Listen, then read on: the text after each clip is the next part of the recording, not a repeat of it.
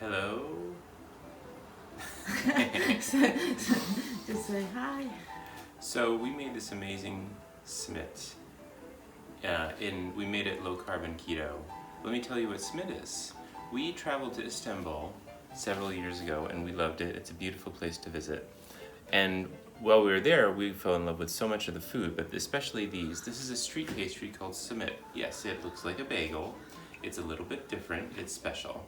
And it's a fantastic flavor, and we looked up how to make it, and we decided to make it keto. So let me show you how we do that. But first, look at this, how beautiful thing.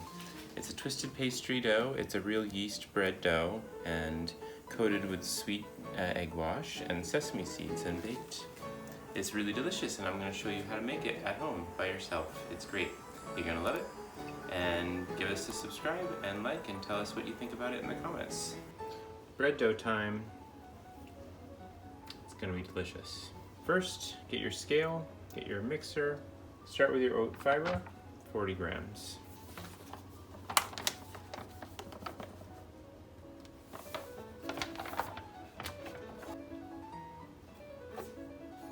Then your almond flour, 64 grams.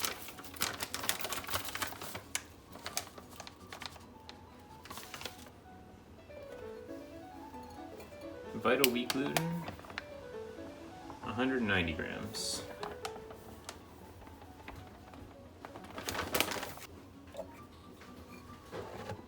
Next, get golden flaxseed meal. Make sure it's golden. It's a better flavor and lighter for the bread. 60 grams of this. Next, keto sweetener. We like this one. 65 grams.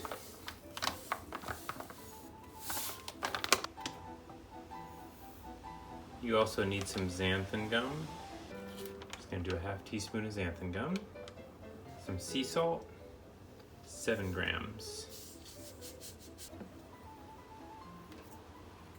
We'll put those dry ingredients right into the mixer, give them a little stir. And then, because it's real bread, we're using real yeast. Instant yeast, this one is good, or whatever one you like. Tablespoon, a little over is fine. That goes right in the dry. Next, we're gonna add the wet ingredients.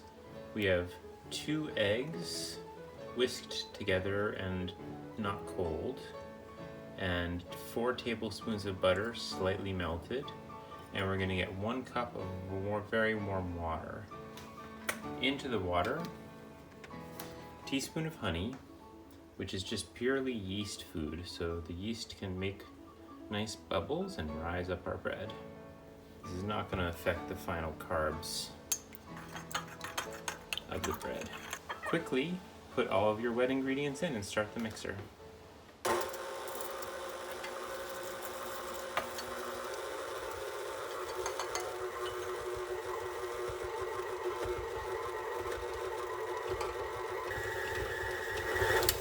Once it mixes together, switch it to a dough hook so it can knead in the mixer. Pay attention to the texture when you start out. See, look at this. It's nothing, it's just mush. This isn't bread dough yet. When you knead it for 7 or 8 minutes, it's going to transform. Let's see.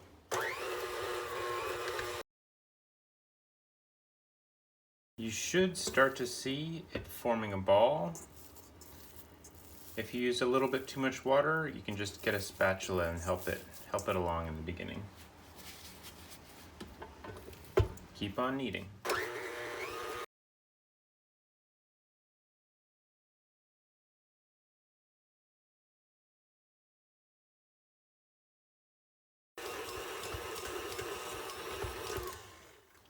Three or 4 minutes in, your mixture might start to jump around a little. You can see it's starting to get stringy, the gluten's starting to activate, but I can still tear it apart, so we got more work to do.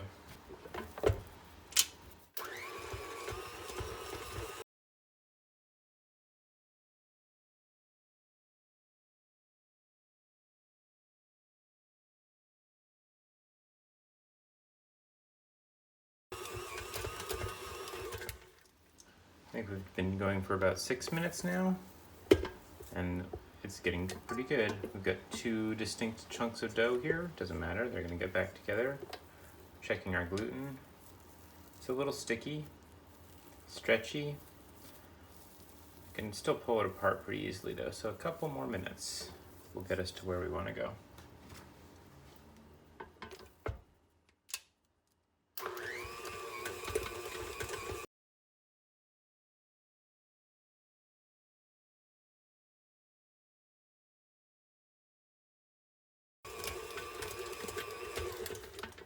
There we go, about 8 minutes of kneading time. Let's check out our dough ball.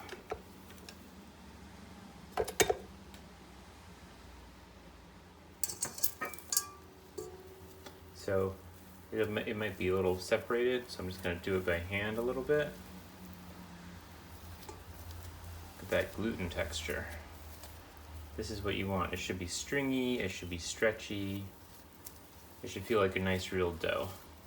Might be a little bit sticky, that's totally fine, we can work with that. So work it with your hands into a nice ball and put it in a glass bowl for rising. I like to just drizzle a little olive oil, bottom of a nice big bowl so it has room to rise up. So making it into a nice ball, get smoother and smoother, work with your hands a little bit if you like. And then right in the bowl, some olive oil on the bottom. Just cover it loosely with some plastic, maybe a clean kitchen cloth on top of that. And I like to put ours in a 100-degree oven. This might rise for about 90 minutes. Let's take a look. So here's the dough. It rose beautifully. It's really soft and springy and wonderful. We're gonna use about half of it today and put half of it in the fridge for another recipe. But this will make about 6 big smit.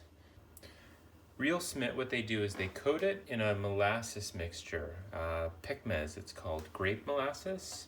But what we'll do to make it keto style is just a little egg wash, and we'll put some brown sugar, keto-friendly brown sugar in it to give it a similar flavor. So we'll whisk up the egg,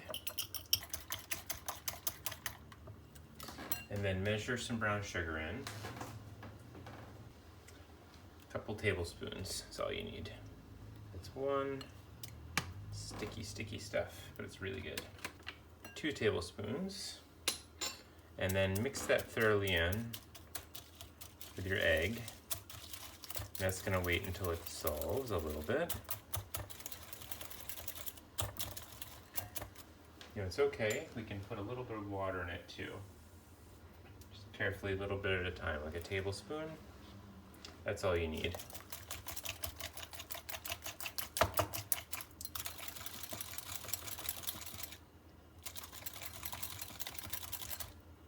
Then you'll see how wonderful this goes. So I have here 1 plate, nice rim on it. I'll put my egg and brown sugar mixture in that. Another plate is for the sesame seeds. So just coat a plate in sesame seeds like that, and we'll line those up and get those ready. And let's work with the dough. So I'm gonna make 6 smit from this. So in order to do that, I need 2 strands of dough per smit, so that's 12 pieces.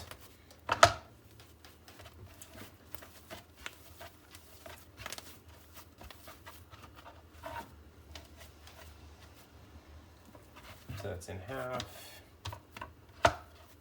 and then by 6. You can stretch it out if you want. You'll need to probably. 1, 2, 3. There'll be small balls like this. 12 little balls like that, approximately. It's really easy to even them out as we're making this shape of the dough, so they do not have to be at all perfect at this point. So we want 6, I'm just gonna start to make them the size that I want. 2, 3, 4, 5, 6, great. Okay, so now just roll little dough balls, just like you would with regular dough.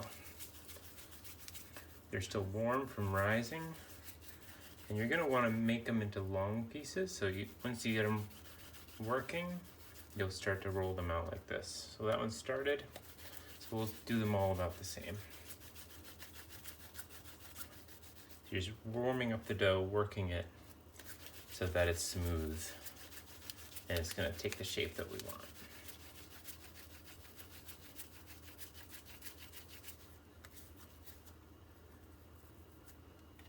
See, one's a little short, one's a little big. We'll borrow and even them out. Nothing to worry about at this point.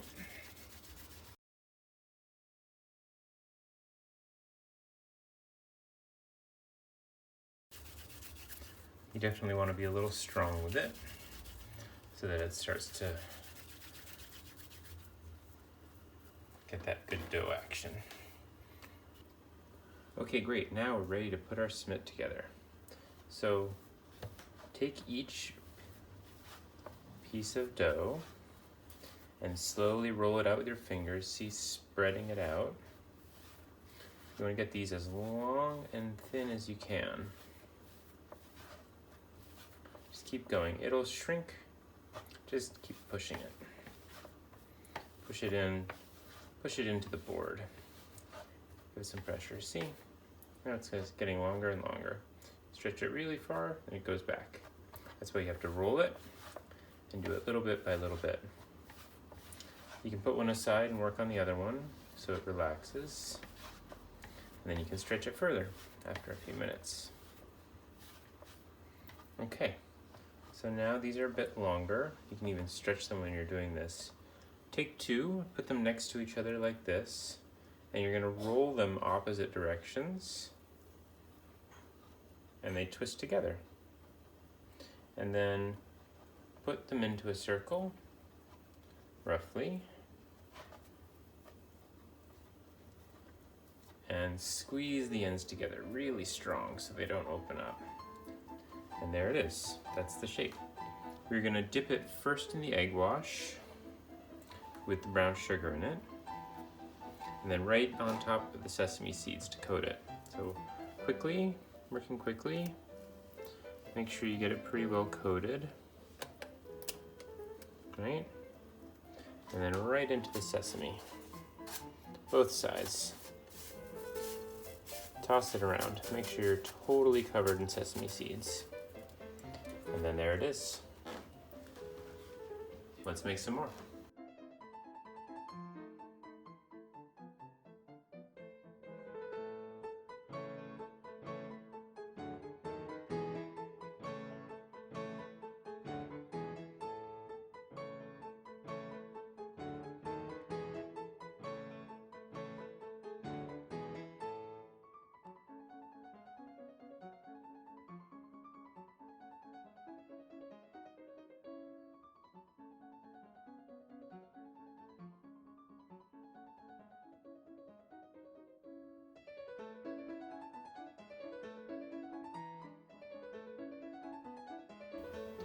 Okay, here's our Simit. They are ready to rest a little bit, like 5 or 10 minutes, and let's bake them in the oven. So I'm going to preheat the oven right now. Okay, our Simit have been resting while the oven is preheating. We put these into a 350-degree oven for 30 minutes or so. Because it's a sheet and it's a bunch of individual things, you might want to rotate them halfway through, so keep an eye on them and make sure they cook evenly. Let's bake them. Yum. Here come the Simit. Look at this. Fresh out of the oven. Ooh, look at that toastiness. They puffed up beautifully. Let's get these to cool and let's eat some. Yum.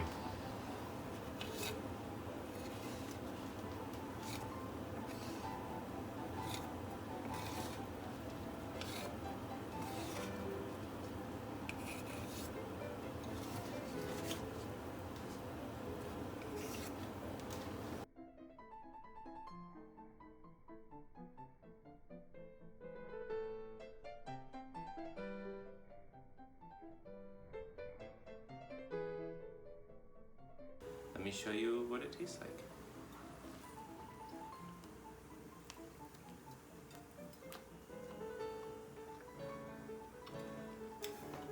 It's so good.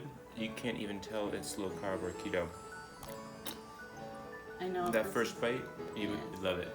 GG. Yes, I know. This is really one of the best things we do in our home. I literally beg my husband to make it for us. It's, if you're not on diet, you can just like make it too. You don't have to be on diet, low carb or keto. It's just we're so lucky as keto people, we can have this. Please don't forget to subscribe and share it with your friends. Yep. And with your loved ones, and tell us how it comes out for you. Bon appetit. Bon appetit!